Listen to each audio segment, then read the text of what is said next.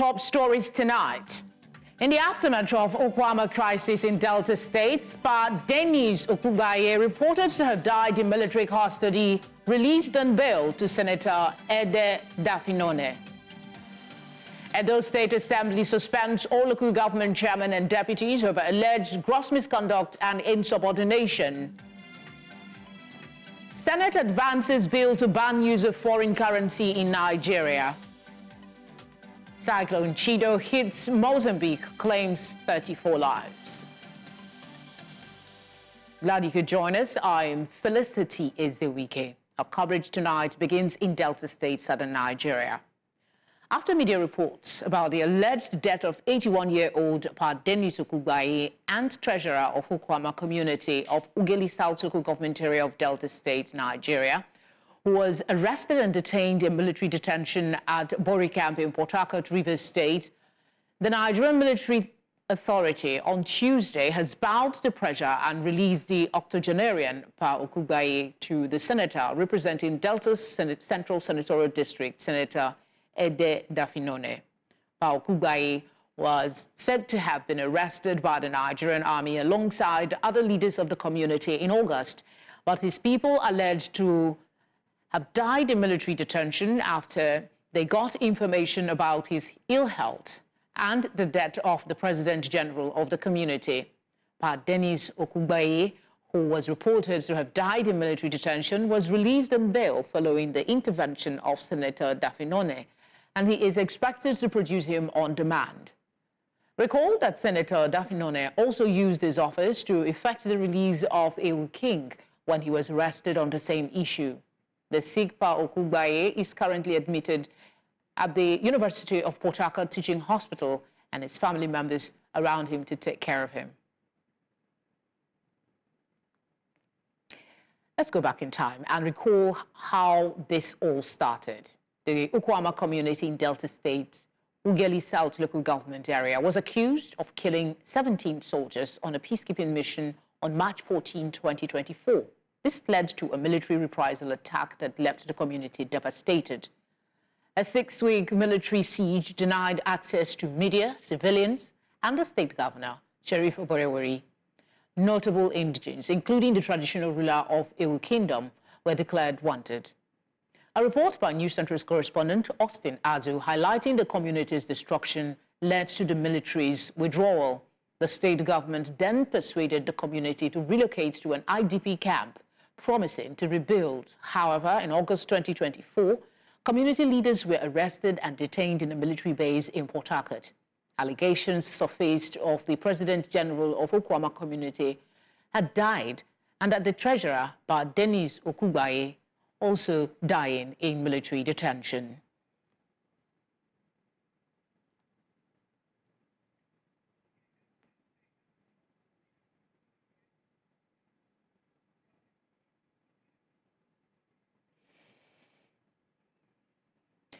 All right, we will try and get the senator representing Delta's Central Senatorial District to speak with us on this subject before the bulletin is done. In the meantime, let's tell you that since Olufemi Abaniwanda assumed office as the 22nd Commissioner of Police in Delta State 8 months ago, the State Police Command says it has achieved significant successes in combating crime and criminality. The Delta State Police Chief briefed newsmen at the presentation of his scorecard while parading suspects at the State Police Command headquarters in Asaba, Delta State capital. The CP, who gave the breakdown of his success stories, took advantage of the event to reassure residents of the state of crime-free Yuletide season. Over 678 suspects, including 130 suspected armed robbers, 88 suspected kidnappers, 76 murder suspects, 229 suspected cultists, 54 suspects arrested for rape and defilement offenses, a total number of 150 firearms, which includes 32 AK-47 rifles, 27 Beretta pistols, 72 single barrel locally made cut-to-size guns, and 19 pump-action guns were recovered. And lastly, a total of 5,042 rounds of ammunition cartridges were also recovered within the period. Weeks after emerging the winner of the November 7th presidential election in Ghana, the president-elect, John Mahama, has paid a courtesy visit to President Bola Tinubu at the presidential villa in Abuja. This was disclosed by Tinubu's senior special assistant on social media, Dada Olusegun, on Tuesday. President Tinubu earlier, in a telephone call to Mahama, congratulated the president-elect with anticipation that his ascension to power for the second time would further bring stability to the economic community of West African states. Ghana's Electoral Commission declared ex-president and main opposition leader John Mahama winner of the presidential election with 56.55% of the vote. Coming up, Edo State Assembly suspends all local government chairmen and deputies. We'll tell you the reason after the break. Join us again.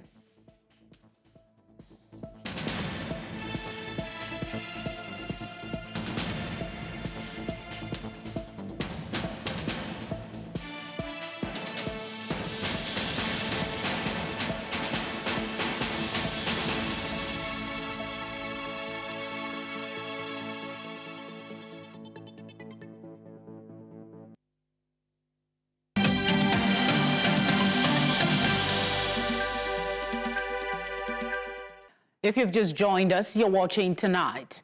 A reminder of our top stories. In the aftermath of the Okuama crisis in Delta State, Pa Dennis Okugbaye, reported to have died in military custody, released on bail to Senator Ede Dafinone. Edo State Assembly suspends all local government chairmen and deputies over alleged gross misconduct and insubordination.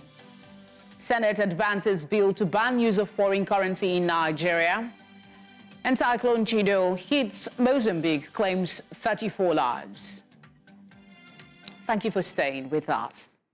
Let's bring you some politics. In Edo State, the State House of Assembly has suspended the chairman and vice chairman of the 18 local government areas for 2 months, citing alleged gross misconduct and insubordination. The Assembly directed the council leaders to hand over administration to the legislative leaders of their respective local governments.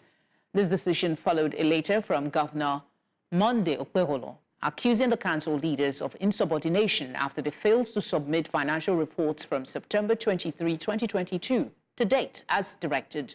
The governor's directive was reportedly resisted by the council leaders, who cited their financial autonomy as upheld by the Supreme Court. Governor Okpebholo has subsequently announced the constitution of an administrative panel of inquiry to investigate the affairs of the suspended local government chairman and their vice. Islamic scholars and counter-terrorism experts are urging the Nigerian government to adopt a holistic approach to the de-radicalization of repentant Boko Haram members in the northeast and other parts of the country. Speaking during a multi-stakeholder engagement in Maiduguri organized by the Al-Amin Foundation for Peace and Development, they identified key strategies including theological re-education, psychological counseling, and dialogue rooted in authentic Islamic teachings. News Center's Umaru Kirawa completes the report. The battle to maintain peace in the terrorist-ravaged northeast region of Nigeria is continuing, with terrorists surrendering to the government. Stakeholders here, including religious leaders and counter-terrorism experts, discuss some of the best avenues to address emerging threats. Our discovery is that no matter what resources you give these people, no matter what intervention you make, no matter how you seclude and teach them, so long as you are not able to address those issues, the misconceptions and misinformation that are fed into their heads, honestly, the process is incomplete. Constitution in mutum ya yadda da shi, ya fi Qur'ani ya kafirta, ya daidaita shi da Qur'ani ya kafirta. Amma idan yana aiki da shi ba tare da ya yadda cewa Constitution din daidai take da Qur'ani ko tafi Qur'ani ba, shi ba kafiri bane. Shi musulmi ne. Da manzo Allah ya ce alƙalai guda uku ne. Wanda ya yi hukunci da abin da Qur'ani ya kawo, ya kuma yi daidai yadda Qur'ani ya kawo, dan aljanna ne. amma annabi bai ce kafirai bane guda biyun da ba su ɗaya da yayi hukunci da jahilci da wanda yayi hukunci da son zuciyar shi bayan gaskiya duk manzo Allah bai ce kafirai bane to in ba su zama kafirai ba kenan su musulmai ne ga hadisan manzo Allah kuma ratata wanda manzo Allah yake cewa karshen zamani shugabanni za su zo a gangan jikin dan adam zuciyarsu zuciyar shedan amma kuma manzo Allah ya gaya wa sahabban nan ko musu biyayya a matsayin shugabannin ku. They emphasized the need for deliberate and structured efforts to engage repentant Boko Haram members in de-radicalization programs. About 6 months ago, we are undergoing this training on how to build a resilience against violence extremism through an alternative narration. The stakeholders also called on the government to strengthen existing de-radicalization frameworks and involve community and religious leaders in the process. Anyone who has come from the poorest for our side or in the state, but please, and please, I will just ask the people, and they just consider them as brothers and sisters. That's what I want to advise the people of Borno and Nigeria at large. The stakeholders stressed the need for collaboration between religious institutions, government agencies, and community leaders to support reintegration efforts.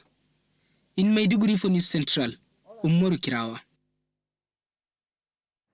Let's head on now to the Parliament, where the Senate has advanced a bill to ban the use of foreign currencies for payment in Nigeria, sponsored by Senator Ned Nwoko.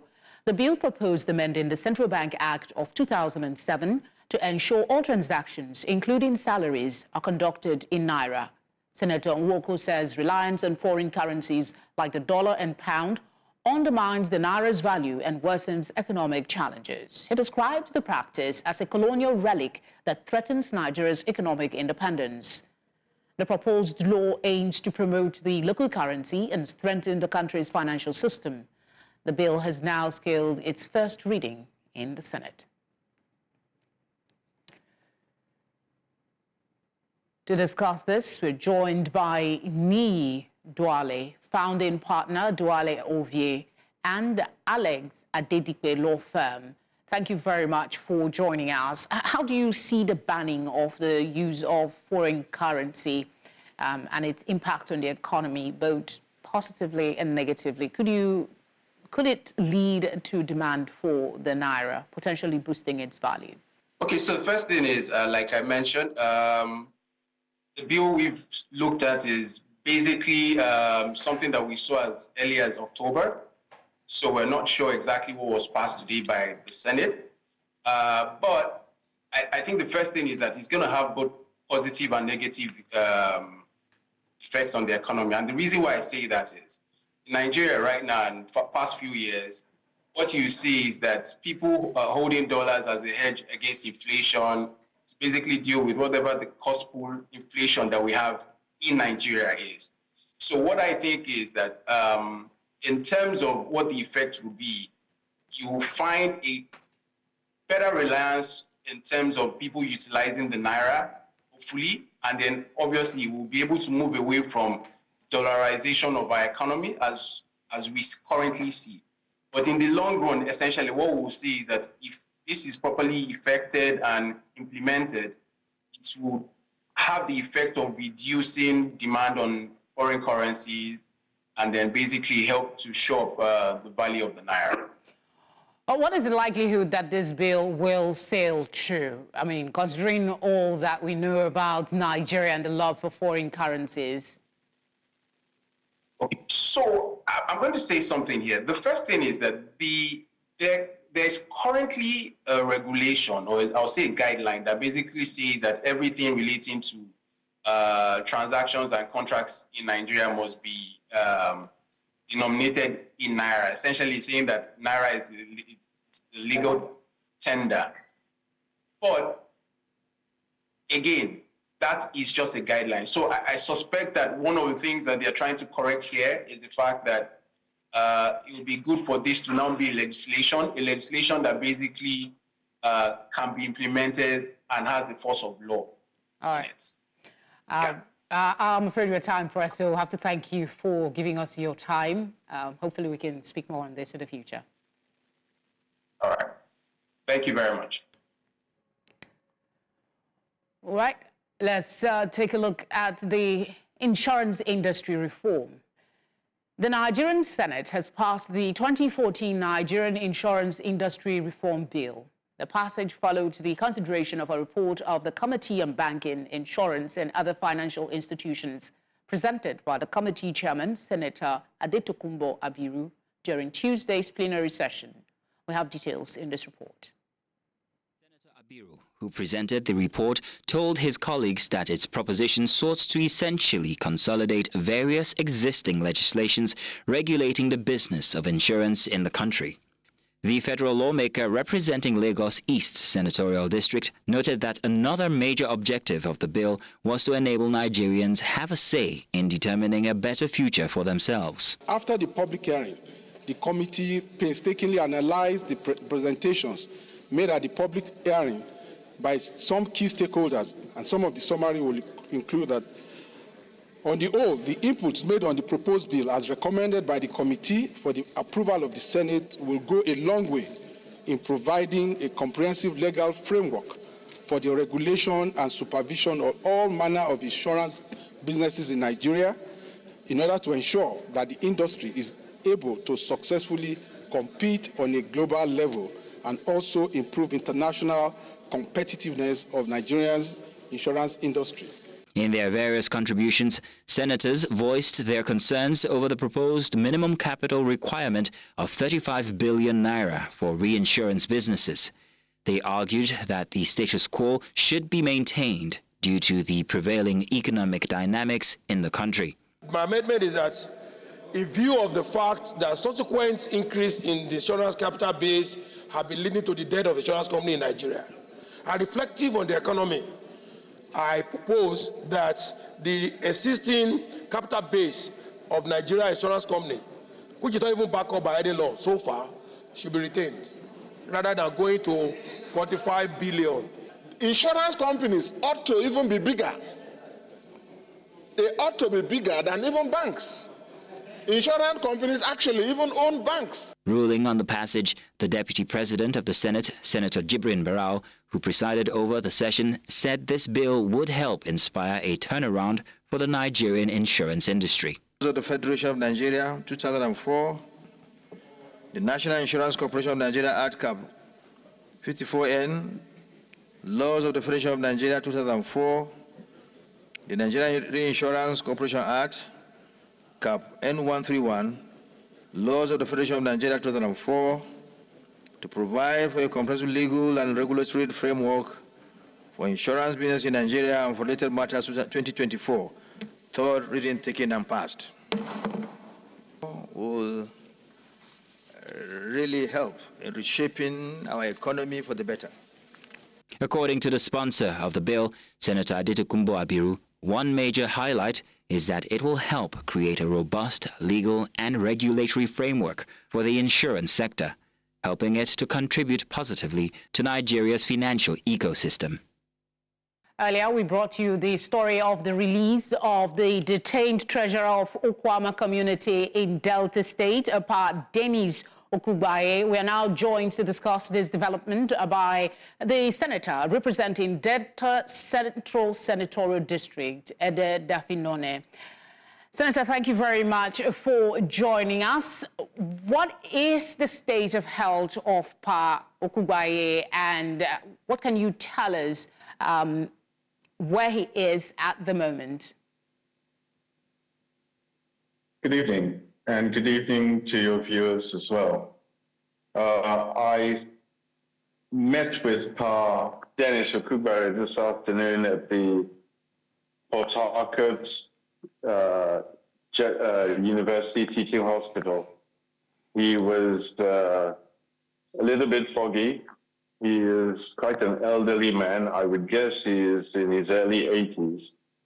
He seemed to be complaining of difficulty moving his right shoulder and right arm, but he was able to stand. He smiled, he joked. He recognized a young cousin from 30 or 40 years back. So his facilities were working fine, and he responded to the questions, recognized me, and I wouldn't say he was in good health, but I wouldn't say he was in bad health either. Why, or let me rephrase that, were you given any reason as to why these Okuama leaders were held for so long without clear charges or due process in contravention of their rights? My understanding from the military authorities is that they are still conducting the investigations. The crime was committed in March this year. It has taken them some time to track down some of the people they suspect to be involved, and from my discussions with them, they are yet to conclude their investigations. Meanwhile, through the months that have gone by, myself and I imagine quite a few others have engaged the military to press them to conclude the investigations sooner, to charge those found to be culpable to court and let them have their day in court. I personally don't think that justice is served by detaining them for this long. The particular batch that Pa Okugbaye was arrested with have been detained for approximately 4 months as of today. So much too long. What is your plan to address the continuous fear and tension in the community and the people? What has been their fate since then? Is there any conclusion to the Army's investigation? My understanding is that the investigation is drawing to a close, and my visit to Port Harcourt today has given me further insights as to how to proceed. So I will be engaging the military authorities over the next few days to press on for either the release of more of the detainees or that they should be given their day in court as soon as possible. There is no, is there something perhaps the courts can do at this juncture to compel the military to release these people as against having conversation? If you hold somebody, the person is innocent until proven guilty. So why these men are owed? Well, I'm not a lawyer and I wouldn't want to delve into that area of it. But what I can say is that the investigations that were carried out have been fairly thorough. And I do know that they are at the tail end of all the investigations. Before we let you go, what is the state of the community now? Is there some calm? Is life getting back to normal, or people are still apprehensive? The government provided an IDP camp in Ewu nearby and relocated most of the displaced people to the camp. But of course, most of the people would want to go back to their homes, homes that I should say have largely been destroyed. So there's a whole rebuilding exercise that needs to take place, not just of the buildings, but also, very unfortunately, of the traumatized men, women, and children that have been displaced by this terrible incident. The IDP camp initially was, as I was told, to close at the end of this year. But from the developments in Okuama today, I don't see that rebuilding reaching a stage where the residents could return to their homes, I would say by March at the earliest, if not June next year. So there's quite some time still to go, and being displaced is also very traumatizing for the young children. livelihoods have been stopped, education has been stopped, and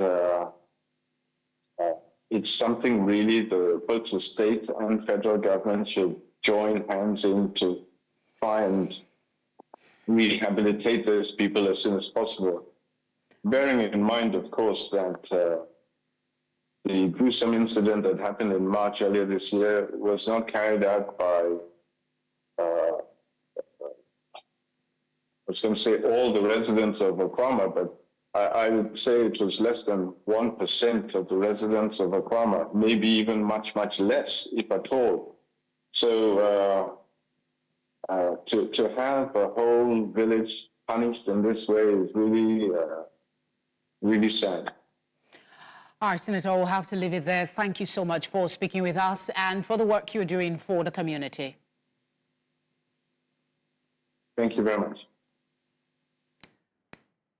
The parliamentary report by Nigeria's Safety and Investigation Bureau has revealed that a crashed Sikorsky S-76C Plus helicopter on October the 24th, 2024, which claimed 8 lives around the Finima area of Rivers State, southern Nigeria, did not have a solid-state cockpit voice recorder. Director General of the NSIB, during the release of the report, including 6 other air incidents in the country, urged the Nigeria Civil Aviation Authority to ensure strict compliance to the Nigerian Civil Aviation Regulations, requiring that all helicopters with a maximum takeoff mass of over 3,175 kg and up to 7,000 kg be fitted with a flight data recorder. Amadine Uyi reports. The picture of the Sikorsky S-76C Plus helicopter, operated by East Wing Aviation Logistics Services Limited after the crash. The Director General of the Nigeria Accident and Investigative Bureau gave chilling details of the crash. The aircraft crashed into the Atlantic Ocean and disintegrated. The main wreckage was found at coordinates 04 degrees 1337 north and 008 degrees 1922 east at a depth of 42 meters. While approaching the crash area, fuel was observed on the surface water. Helicopter debris and some personal belongings of the flight crew and passengers were scattered all over the area. The search and recovery operation continued day and night for 14 days. It was characterized by violent ocean currents and waves, heavy rains and strong winds. The DG, during the release of the preliminary report of the accident, including 6 others which occurred around the country, says that no crew members survived the crash. The occurrence was not survivable as the helicopter disintegrated upon impact with the water surface and its various parts scattered. The crash occurred in the ocean about 1.4 kilometers from NNPC, FPSO Num Antan, at the Bight of Bonny, Finima. Some life vests and 3 bodies were recovered from the crash area. Some of the bodies recovered had inflated life vests on them. The Nigerian Safety and Investigation Bureau is calling on airline operators, including regulators, to ensure that they obey standard safety procedures in the interest of protecting lives of citizens. In Abuja for News Central, I am Amadine Uyi. Many thanks, Amadine. The Certificate of Compliance from the Infrastructure Concession Regulatory Commission, ICRC, for outside business case of Gateway Inland Dry Port Project has been presented to the Ogun State government. News Centre's maritime correspondent, Noma Obiasualo, reports that the executive secretary, who doubles as the CEO of Nigerian Shippers Council, presented the certificate to the Ogun State governor. In a bid to bring shipping services closer to the hinterland and benefit shippers, the Ogun State government is partnering with Shippers Council on inland dry port and vehicle area projects. The Executive Secretary of Nigerian Shippers Council, Pius Akuta, while presenting the certificate to the governor of Ogun State, Dapo Abiodun, in his office in Abeokuta, the state capital, lauded the governor's commitment towards the development of the Gateway Inland Dry Port. Akoto used the opportunity to thank President Bola Tinubu for creating the Ministry of Marine and Blue Economy as part of the diversification from oil to non-oil sector, just as he informed that the Nigerian Shippers Council bill, when passed into law, will promote efficiency of Nigeria's ports. Today we're talking about overhauling the entire port sector. So some of those challenges, and then the agencies that are operating within the sector, some of them are using very obsolete laws, outdated laws that they are no longer living to the realities of the modern day port sector anywhere in the world. So we are looking at all of this, and that is why Mr. President's agenda is to also create new transport infrastructures around the country, bring shipping services closer to the people in the hinterlands, and decongest the seaports. On his part, the Ogun State Governor Dapo Abiodun appreciated the NSC bus and his team for the visit, pledged support for the bill, while noting that the state's industrial nerve is an advantage for manufacturers who will enjoy the services of the port, that will in turn reduce congestion at Lagos ports. We will work hands in glove with you as we begin the construction with our public-private partners to ensure that this inland dry port becomes the reference inland dry port in Nigeria. Sadly, when we were doing the groundbreaking, you were away. It pained us that you could not be here, but you were with us in spirit. Your minister spoke very well, and he assured us that he will support us by ensuring that that dry port has modern, state-of-the-art digital technology to make it the inland dry port that it should be. Stakeholders look forward to the impact of this infrastructural development to the industry. For News Central, Norma Obiaswalo. Still ahead, cyclone hits Mozambique, claims 34 lives. We have details after the break.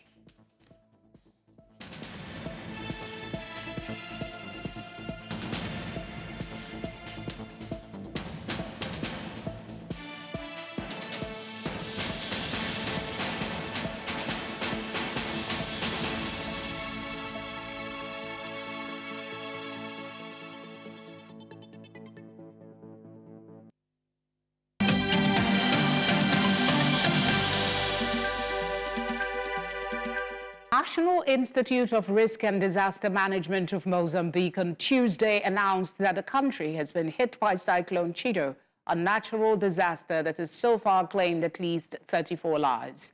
The cyclone first hit the country on Sunday at the Cabo Delgado province, where 28 people were killed. Another 319 people were reported injured by the cyclone, which brought winds of around 260 kilometers per hour and heavy rainfall of around 250 millimeters in 24 hours.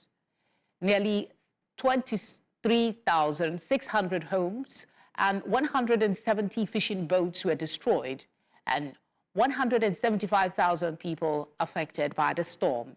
Chido struck a part of northern Mozambique that is regularly battered by cyclone and is already vulnerable because of conflict and underdevelopment.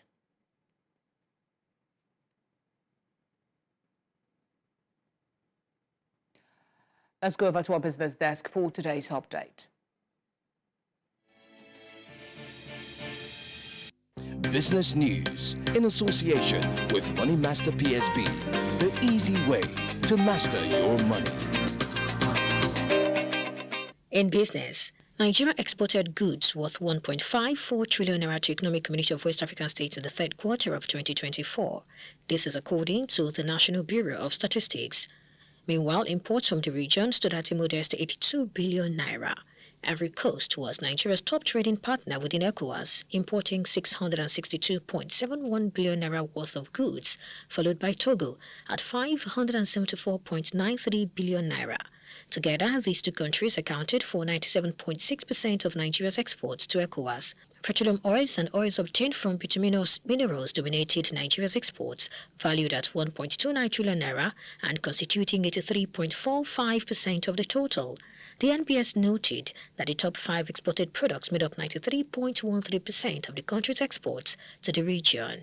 Fitch Ratings projects a challenging 2025 for African banks, citing exposure to global and domestic risks in its African Banks Outlook 2025 report.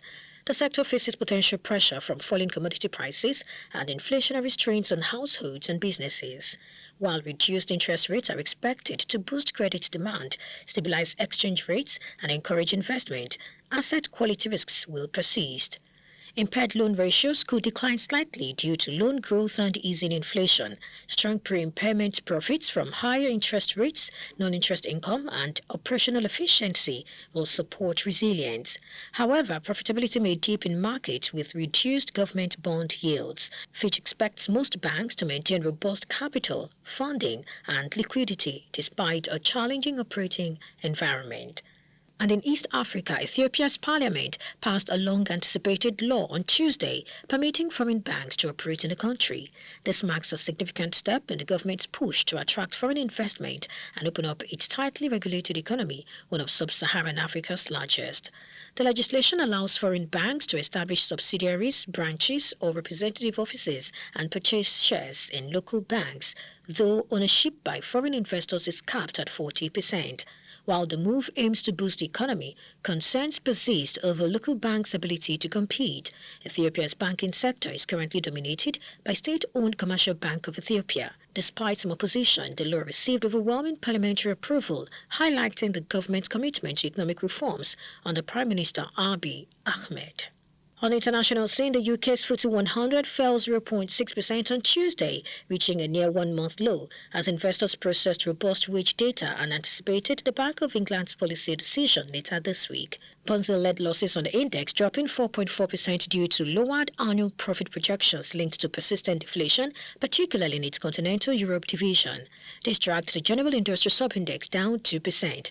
In contrast, mechanical engineering firm Goodwin surged 11% after reporting strong first-half pre-tax profit. British wages rose more than expected in 3 months to October, raising government bond yields and tempering expectations of rate cuts next year. The Bank of England is expected to hold rates steady on Thursday following the Federal Reserve's anticipated quarter-point rate cut. And that's our offering on business news at this time. Thank you for watching. I am Perpetua Fasami Peter. The news continues shortly. Business News in association with Money Master PSB, the easy way to master your money. Let's now join the sports desk for the rest of today's update.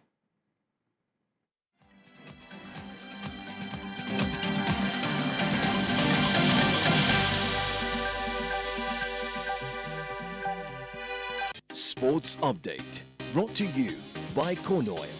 Corn Oil, we go the extra mile.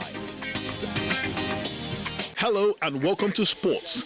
The 6th edition of the Cohesion Football Tournament saw teams from different local government areas in Lagos and parts of Ogun State gather to compete in an inspiring display of raw talent.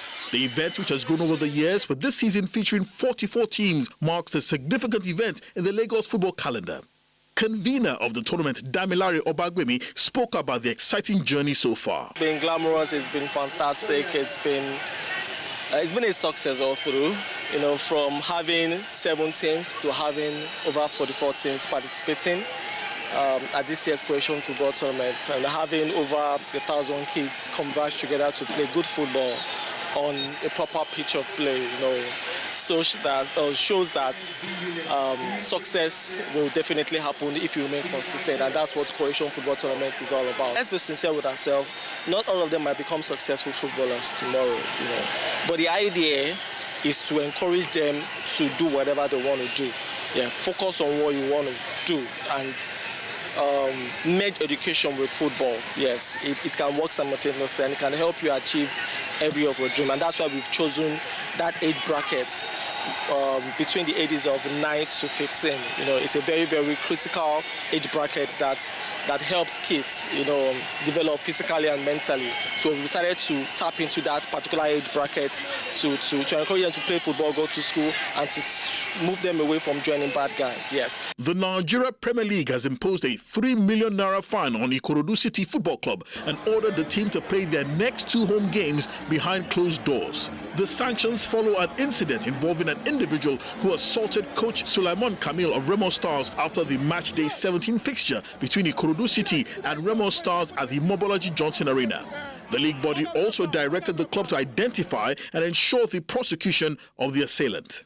Real Madrid and Brazil winger Vinicius Jr. has been named the Men's Player of the Year at the FIFA Best Awards. The 24-year-old and his club boycotted the recent Ballon d'Or ceremony after missing out to Manchester City's Rodri, but he picked up this prize in Doha. Vinicius played a key role in Real Madrid's Champions League and La Liga winning campaign in 2023-2024, scoring 24 goals and providing 11 assists.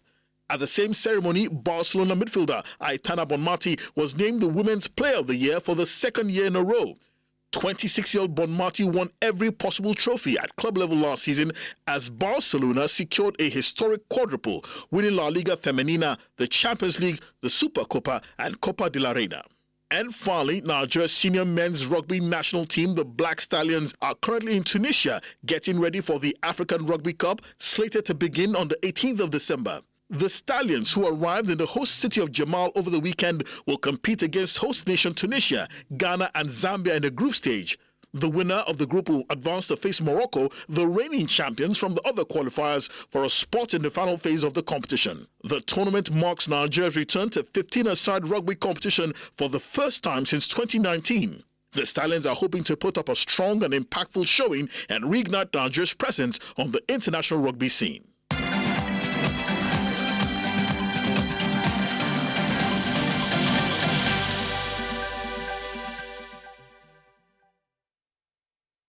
Update brought to you by Corn Oil.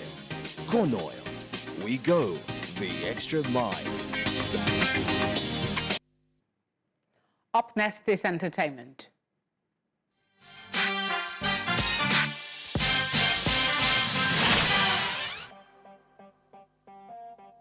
Entertainment news in association with Glow Unlimited. Welcome to Tonight. Who says singles can't have the time of their lives? Well, the 3rd edition of Olive's Singles PJs Party proves that being single is such a vibe.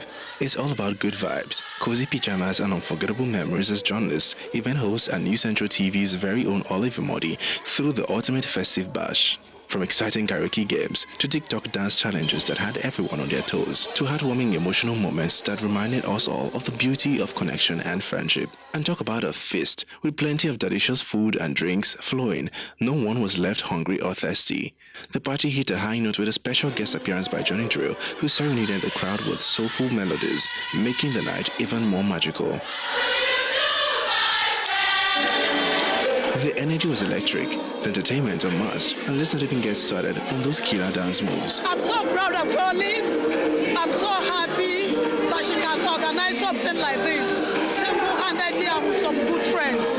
I feel super excited.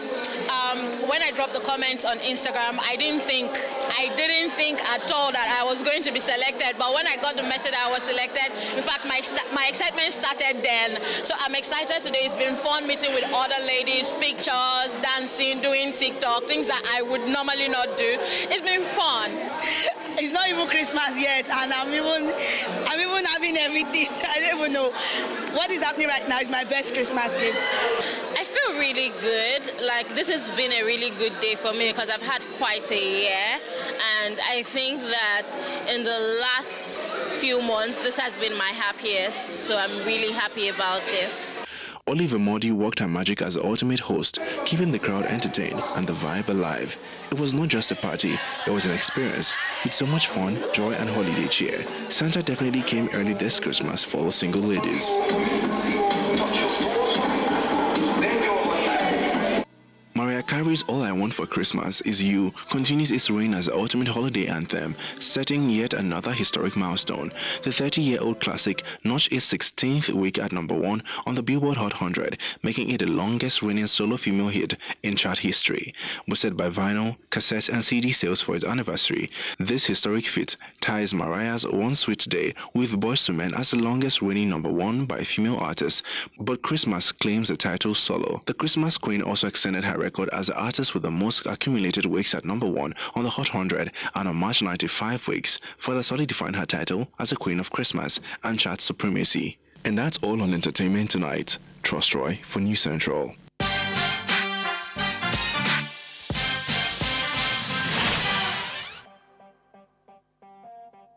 Entertainment news in association with Glow Unlimited. And that is all tonight. But before we go, let's take another look at the major stories.